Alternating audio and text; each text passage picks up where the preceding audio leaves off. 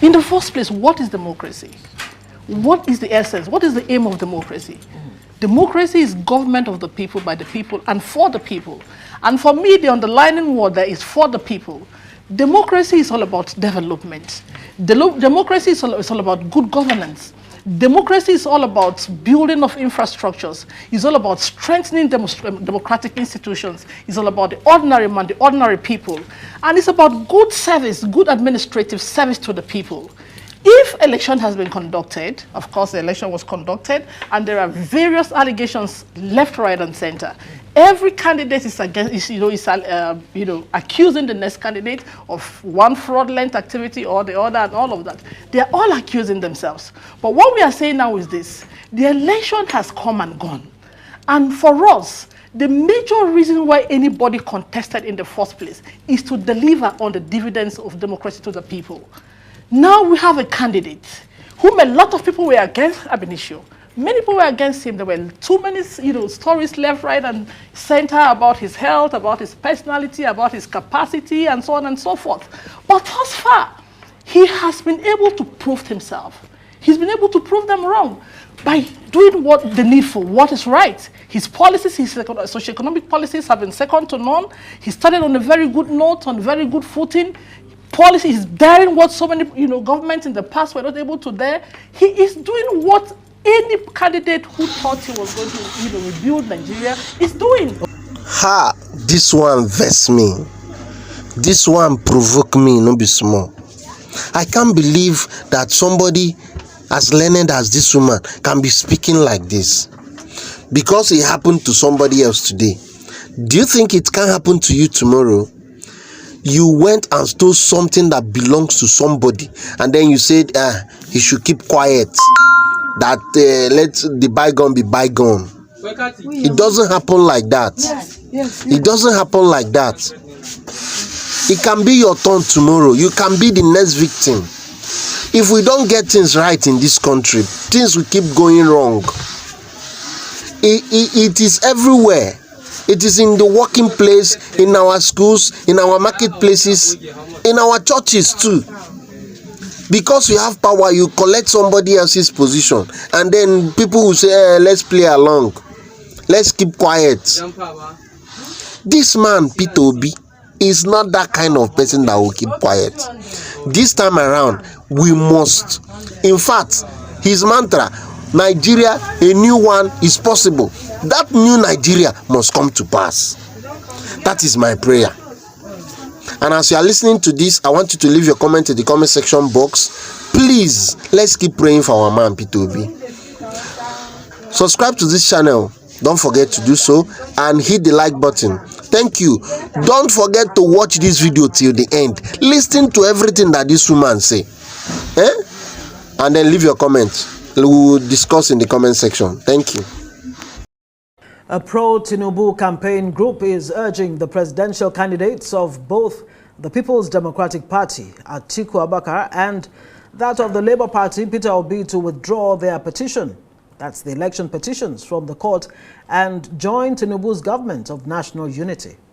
The group, at a briefing in Abuja, admitted that though it's the fundamental right of the agreed candidates to seek legal redress, they should withdraw their litigations for national interest and join hands with Tinubu in the proposed national unity and inclusive government.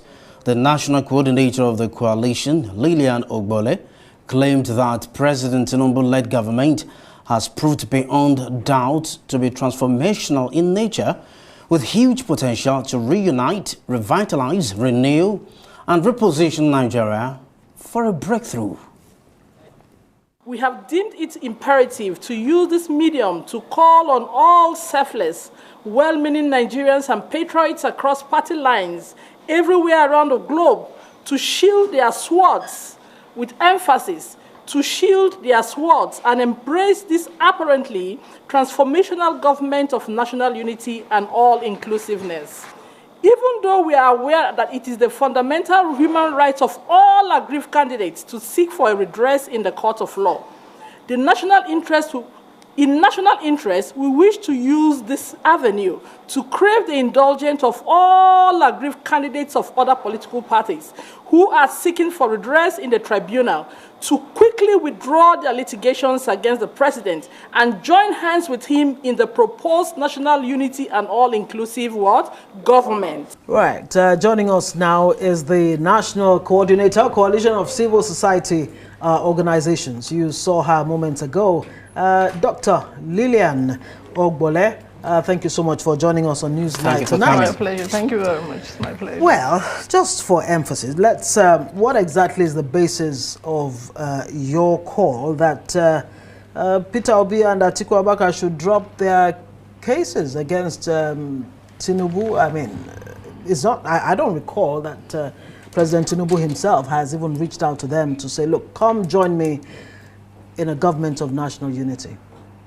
Well, very quickly, like I have always said, the call for these two major candidates to withdraw their litigations from the courts and join His Excellency Bola Ahmed Tinubu in his unity government and the government of all-inclusiveness is a national interest, as a matter of fact. It's a national interest because I think we have the opinion in my group that, as a matter of fact, what Nigeria needs now is not problems upon problems, because we have had too many problems in the past.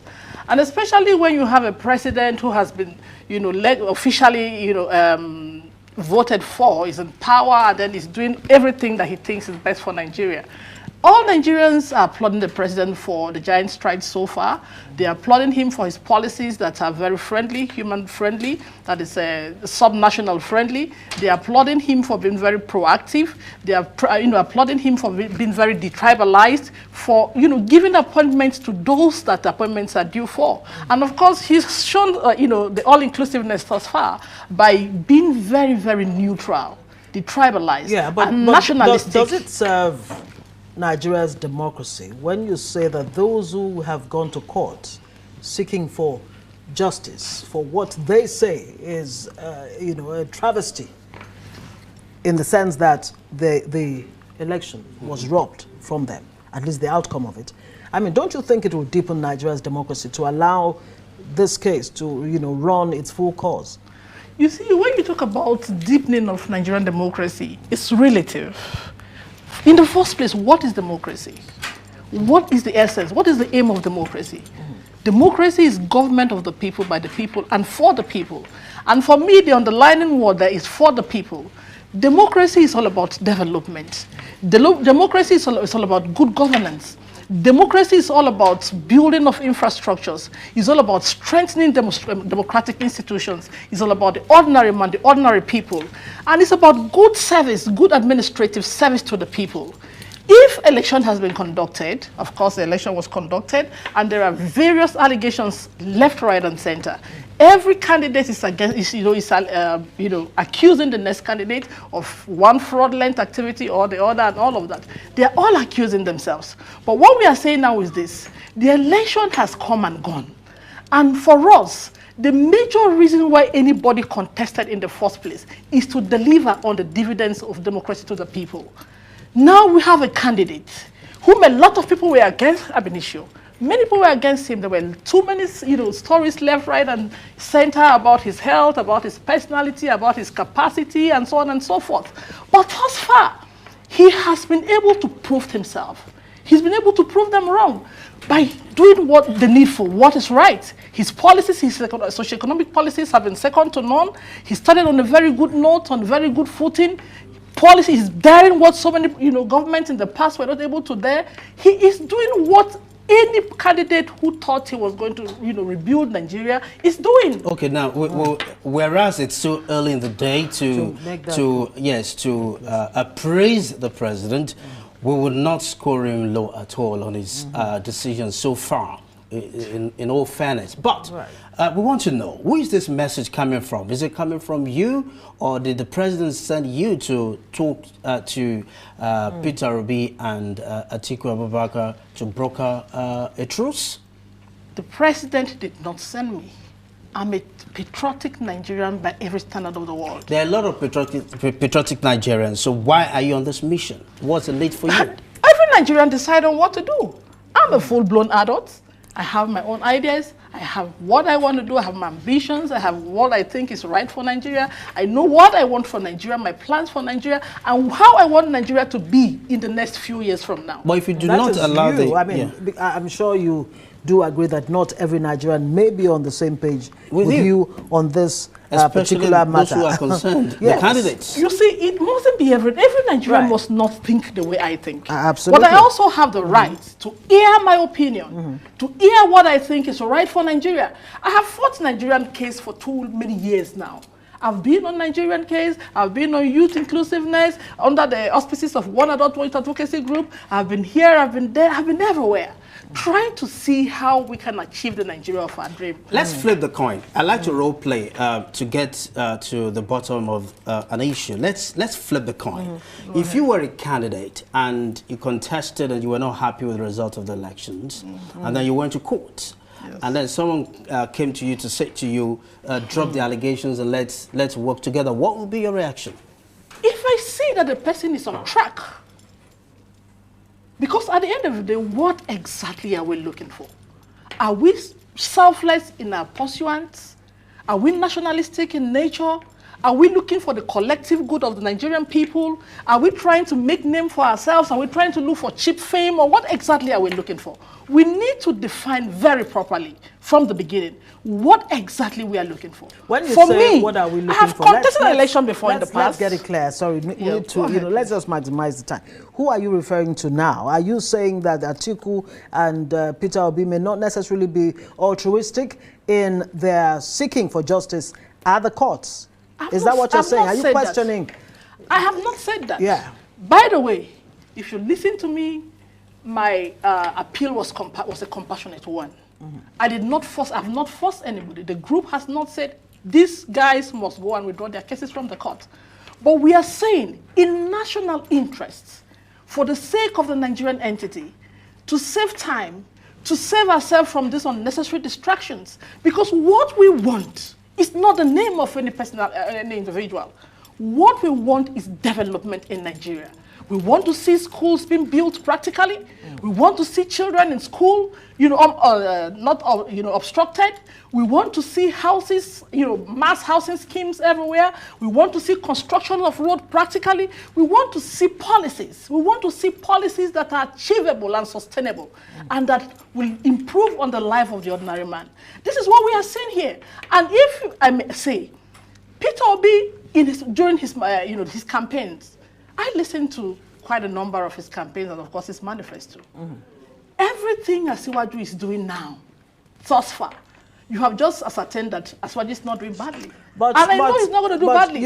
You know there's something called stolen mandate. As far as Peter Obi, Atiku are concerned right now, this is a stolen mandate. And you can really not build, you can't build anything something on nothing as far as they're concerned. And can you even imagine the possibility that, just imagine a situation or a scenario where, if the court decided indeed that this truly is a stolen mandate and a Peter Obi or Atiku is handed power, only for you to discover that what you thought was the best that we could get could actually be bettered. How about that? Is that a possibility? Let me just take it from the stolen mandate perspective. Right.